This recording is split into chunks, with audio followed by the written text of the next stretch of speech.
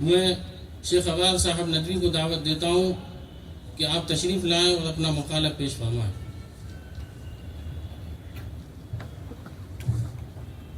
السلام علیکم ورحمۃ اللہ وبرکاتہ۔ الحمد للہ رب العالمین والصلاة والسلام علی سید المرسلین وعلی آلہ واصحابہ اجمعین۔ صدر جلسہ، معزز حاضرین، میں اللہ تعالیٰ کا شکر بجا لاتا ہوں۔ اس نے آج دارالعلوم تاج المساجد کے 75 سالہ جشن میں مجھے اپنے تعلیمی میدان کے محسن اول و کرم فرما حضرت مولانا محمد عمران خان ندوی رحمۃ اللہ علیہ کی دینی تعلیمی کاوشوں پر چند سطور لکھنے کی توفیق عطا فرمائی، جن سے مولانا علیہ رحمہ کا حق تو ادا نہیں ہو سکتا، لیکن امید ہے راقم اور مولانا کے محبین و متعلقین کی تسکین کا کچھ نہ کچھ سامان ضرور فراہم ہوگا۔ مولانا رحمۃ اللہ علیہ کی شخصیت وسط ہند میں نابغہ روزگار گوہر نایاب تھی۔ مولانا کا وجود وسط ہند میں علم و فضل کا ایسا دریا ثابت ہوا جس سے سینکڑوں نہریں نکلی اور ہزاروں صوفی کھیتیاں سیراب ہوئیں۔ مولانا رحمۃ اللہ علیہ کی وسط ہند میں تعلیمی کاوشوں کی رودات کو فروغ دینے میں مولانا رحمۃ اللہ علیہ کی وسط ہند میں تعلیمی کاوشوں کی رودات اور اس کو فروغ دینے میں نمایاں کردار ادا کرنے کو جاننے اور سمجھنے کے لیے ماضی کے کچھ جھروکوں میں جھانکنا اور تاریخ کے کچھ اوراق پلٹنا ضروری ہوگا۔ لہذا تاریخ بھوپال کے حوالے سے معلوم ہوتا ہے کہ شہر بھوپال تقریباً 2.5 صدی سے مسلم ریاست کی حیثیت سے علوم دینیا کا گہوارہ اور اشاعت اسلام کے مراکز میں سے ایک اہم مرکز رہا، جہاں شیخ المحدثین حضرت مجاہد شاہ عبد القیوم صاحب، داماد حضرت شاہ اسحاق محدث دہلوی، علامہ حسین بن محسن یمانی، قاضی زین العابدین یمنی، مشہور محدث نواب صدیق حسن خان اور آخر دور میں علامہ سید سلیمان ندوی جیسے ارباب فضل و کمال کے فیوز نے بھوپال کو دارالحدیث اور ہندوستان کا شیراز بنا دیا۔ بقول حضرت مولانا سید ابو الحسن علی ندوی رحمۃ اللہ علیہ، بھوپال ایک زمانے میں سارے ہندوستان کا علمی و تعلیمی مرکز بن گیا تھا۔ ہر علم و فن کے چند اساتذہ متبحر علماء تھے۔ اپنی علمی پیاس بجھانے کے لیے دور دراز سے طلبہ فضلاء آتے تھے۔ بہرحال یہ ریاست بھوپال کے تابناک دور کی مختصر تاریخ ہے۔ اب 1947 میں ہندوستان کے آزادی کے بعد 1 جون 1949 کو بھوپال ریاست کا خاتمہ ہو گیا۔ اس طرح بھوپال میں مسلمانوں کی حکومت کا ایک درخشاں باب بند ہو گیا۔ 1950 میں ہندوستان کی قدیمی ریاستیں انڈین یونین میں ضم کر دی گئیں۔ آزادی ہند کے بعد حکومت کی جانب سے عصری تعلیم کو عام کرنے کی کوشش کی گئی، جس کے نتیجے میں مذہب سے غفلت اور بیزاری شروع ہو گئی۔ بقول علامہ سید سلیمان ندوی رحمۃ اللہ علیہ، مسلمان اس وقت قسمہ پرسی کی حالت میں تھے۔ ان کا لگایا ہوا گلستان خزاں سے دوچار ہو رہا تھا۔ اسلامی محکمے ختم ہو گئے۔ زوال ریاست بھوپال کے بعد اسلامی علوم کو سرکاری مدارس سے خارج کر دیا جا رہا تھا۔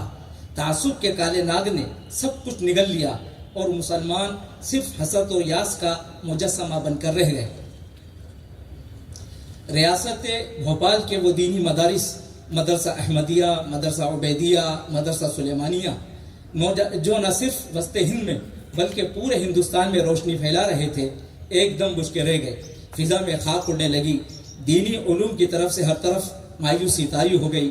یہ امیدیں باقی نہیں رہیں کہ مستقبل قریب میں پھر قال اللہ اور قال الرسول صلی اللہ علیہ وسلم کی آوازیں یہاں سے بلند ہو سکیں گی۔ خصوصاً وسط ہند کے یہ حالات تھے جن کی وجہ سے ہر درمند خطرہ محسوس کر رہا تھا کہ دینی تعلیم کا نظام کیسے مستحکم ہو اور آئندہ نسل دین سے یکسر غافل، خدا پرستی سے بیگانہ اور مذہبی ورثے سے محروم ہو جائے گی۔ اس فکر و احساس، آس و یاس میں مولانا محمد عمران خان صاحب کے مضطرب دل کی دھڑکنوں کو اس واقعے کے ذیل میں ہر گوشے شنوا سن سکتا ہے۔ 16 ستمبر 1947 کو مولانا محمد عمران خان صاحب حضرت مولانا محمد یعقوب مجددی رحمۃ اللہ علیہ کی مجلس میں پہنچے تو حضرت نے فرمایا، تم ابھی اگست میں لکھنؤ گئے تھے، اتنی جلدی واپس آ گئے؟ مولانا نے کہا، سارا دینی نظام الٹ رہا ہے، سوچتا ہوں کہ کیا ہوگا، کس طرح سے سارا کام کیا جائے گا۔ حضرت نے عجیب درد کے لہجے میں فرمایا، ابھی کیوں آئے؟ ابھی تو اسلام کا جنازہ تیار ہوا ہے، جب اسلام اس علاقے میں دفن ہو جائے تو پرسے کو آنا۔ مولانا نے عرض کیا، ندوہ چھوڑ دوں؟ مولانا مرحوم دارالعلوم ندوۃ العلماء کے محتمم تھے۔ حضرت مجددی صاحب نے فرمایا، میں کیوں کہوں کہ چھوڑ دو؟ بادل گرج رہے ہیں، آسمان ابر آلود ہے، بجلی چمک رہی ہے، اور بھولے پن سے کوئی صاحب پوچھے، حضرت آپ بڑے روشن ضمیر ہیں، یہ تو بتائیے کیا بارش ہوگی؟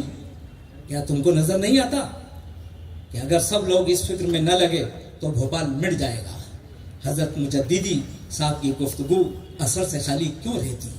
دل سے جو بات نکلتی ہے اثر رکھتی ہے، پر نہیں طاقت پرواز مگر رکھتی ہے۔ یہ ندوۃ العلماء سے چند دنوں کی رخصت اب 1 سال 5 ماہ پر محیط ہوئی۔ ادھر حضرت مولانا علی میاں رحمۃ اللہ علیہ نے بلاوے کے لیے اصرار کیا اور خود بلانے کے لیے بھوپال آئے۔ بہرحال قصہ مختصر، مولانا عمران خان صاحب رحمۃ اللہ علیہ کا لکھنؤ سے بھوپال آنا مشیت تکوینی کے لحاظ سے بہت بہتر ثابت ہوا کہ اس طرح سے وسط ہند میں ندوۃ العلماء کا ایک عظیم تعلیمی دینی مرکز قائم ہو گیا۔ ریاست کے خاتمے پر دارالعلوم تاج المساجد کا آغاز ایک ایسا فیصلہ تھا کہ اگر ان جیسا مومن انسان نہ ہوتا جس کے پاس آہنی عزم ہو تو یہ فیصلہ کرنا مشکل تھا، ورنہ 1947 کے خونی ہنگامے کے بعد اس ہیجانی ماحول میں اقامت دین کے بجائے مدرسہ قائم کرنے کی بات فاتر العقلی کی بات معلوم ہوتی تھی۔ لیکن انہی حالات میں حضرت شاہ یعقوب صاحب رحمۃ اللہ علیہ کی دعا اور علامہ سید سلیمان ندوی رحمۃ اللہ علیہ کی رہنمائی میں دارالعلوم بھوپال کا آغاز کیا، اور آج اسی 75 سال قبل کی تخم ریزی کے بروبار ہمیں نصیب ہو رہے ہیں۔ اللہ تعالیٰ کی رحمتیں ہوں مولانا کی تربت پر۔ آپ کے لیے یہ بات یقیناً تعجب کی ہوگی، مولانا تا حیات دارالعلوم تاج المساجد کی خدمت بغیر کسی اجرت و تنخواہ کے انجام دی۔ بس یہ پس منظر ہے جو ہمیں بتلاتا ہے کہ مولانا وسط ہند میں دینی تعلیم کے مبلغ ہی نہیں بلکہ اس کے محافظ و امین بھی تھے، اور یہ دارالعلوم روز اول سے ندوۃ العلماء کے مقصد و منہج پر قائم کیا گیا۔ اس لحاظ سے مولانا رحمۃ اللہ علیہ وسط ہند میں دینی تعلیم میں اصلاح نصاب کے بانی اور سرخیل بھی ہیں۔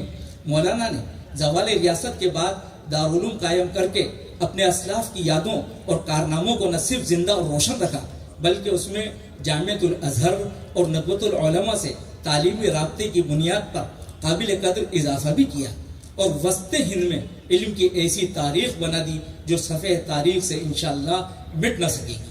دارالعلوم تاج المساجد کی نظامت کی رپورٹ کے حوالے سے یہ جان کر خوشی ہوتی ہے کہ اس مدت میں اب تک تقریباً 1000 سے زائد طلبہ دارالعلوم سے عالمیت کر چکے ہیں اور 1500 سے زیادہ حافظ قرآن ہو چکے ہیں۔ بھوپال اور قرب جوار کے علاقوں میں دارالعلوم سے ملحق اب تک 37 مدارس و مکاتب دینیہ قائم کیے جا چکے ہیں، جن میں تعلیم پانے والے طلبہ کی تعداد 4000 ہے، جن کی تعلیمی نگرانی کے ساتھ ماہانہ گرانٹ بھی دارالعلوم سے دی جاتی ہے۔ الحمدللہ یہاں کے فضلاء ملک و بیرون ملک میں علم دین کی خدمت انجام دے رہے ہیں۔ دارالعلوم تاج المساجد کی تعلیمی معیار کو علی گڑھ مسلم یونیورسٹی نے BA کے برابر تسلیم کیا ہے۔ ملیشیا کی اسلامی جامعہ اور امارات عربیہ کی جامعات میں پیش رفت چل رہی ہے۔ جامعۃ الازہر سے قدیمی تعلق کی بنیاد پر 1967 میں ہی مصری استاد شیخ محسوب احمد ابراہیم النجار، دوسرے مرحلے میں عبد الفتاح علی رزق دارالعلوم تاج المساجد میں عربی زبان و ادب کی تعلیم کے لیے مبعوث کیے گئے۔ اس طرح سے دینی تعلیم کے ساتھ عربی زبان و ادب کا فیض بھی وسط ہند میں عام ہوا۔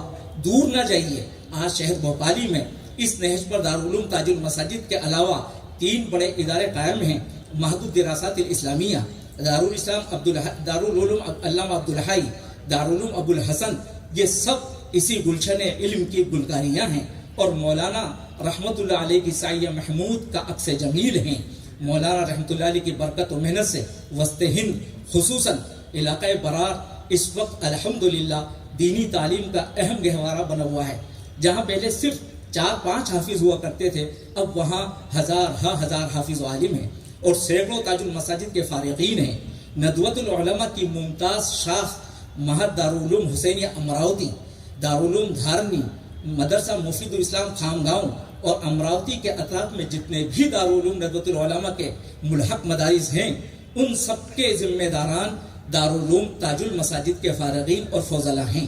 اور سچی بات یہ ہے کہ اس علاقے میں مرکز نظام الدین کی تبلیغ اور ندوۃ العلماء کی تعلیم کا اولین تعارف مولانا محمد عمران خان ندوی رحمۃ اللہ علیہ کے ذریعے ہی ہوا۔ اللہ تعالیٰ مولانا کی تربت پر رحمتوں کی بارش کرے۔ مولانا کی بصیرت سے تاج المساجد میں تعلیم و تبلیغ کے حسین امتزاج نے مولانا کی بصیرت سے تاج المساجد میں تعلیم و تبلیغ کے حسین امتزاج نے بھی دینی تعلیم کی توسیع کا بڑا کام کیا۔ یہ سب وہ شہادتیں ہیں جو بتاتی ہیں کہ مولانا وسط ہند میں دینی تعلیم کے مبلغ ہی نہیں بلکہ اس کے مصلح اور مدبر بھی تھے۔ بلا شبہ مولانا رحمۃ اللہ علیہ جہد مسلسل، عمل پیہم کی زندہ مثال تھے۔ انہوں نے اپنے تن من دھن کو تعلیم و تربیت اور دعوت و تبلیغ کے لیے وقف کر دیا تھا، اور یہی فکر تھی جو ان پر غالب رہتی تھی، جس کی بڑی شہادت یہ ہے کہ اسی رنگ میں انہوں نے اپنے بچوں کو بلکہ پورے خاندان کو رنگا۔ صبغۃ اللہ ومن احسن من اللہ صبغہ۔ معزز سامعین، محض ایک داستان سنانا مقصود نہیں، آج ہمیں جن مخالف طاقتوں سے سامنا ہے ان کے ناپاک ارادے پہلے سے زیادہ ناپاک و خطرناک ہیں۔ اس لیے ہمیں اپنے اسلاف کی کاوشوں کا سنجیدگی سے جائزہ لے کر مستقبل کا لاہ عمل طے کرنا ہے۔ غفلت کی میٹھی نیند نہیں سونا ہے۔ وَكَيْفَ تَنَامُ الطَّيْرُ فِي وُكْمَاتِهَا وَقَدْ نُصِبَتْ لِلْفَرْقَدَيْنِ الْحَبَائِلُ۔ اللہ توفیق سے نوازے، مولانا رحمۃ اللہ علیہ کو جنت الفردوس میں اعلیٰ مقام عطا فرمائے، آمین یا رب العالمین۔